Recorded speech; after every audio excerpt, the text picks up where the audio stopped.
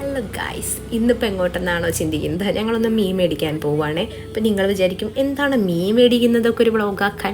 എന്നാൽ ഇതൊരു പ്രത്യേകതയുള്ള വ്ളോഗാണ്. നമ്മൾ ഇന്ന് മീൻ മേടിക്കുന്നത് ലേലം വിളിച്ചിട്ടാണ്.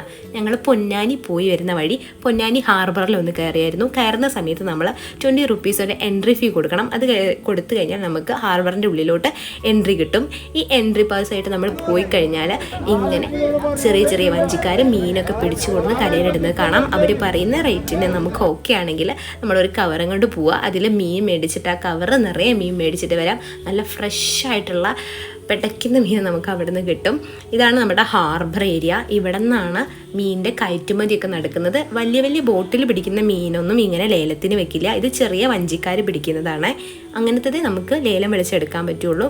അങ്ങനെ ഞങ്ങൾ മീനൊക്കെ കിട്ടി സന്തോഷത്തിൽ തിരിച്ചു പോരുകയാണ്. അതാണ് കർമാ റോഡ്. ഇതുവഴി പാസ് ചെയ്യുമ്പോൾ പൊന്നാനി ഹാർബറിലൊന്ന് കയറി വെക്കൂ.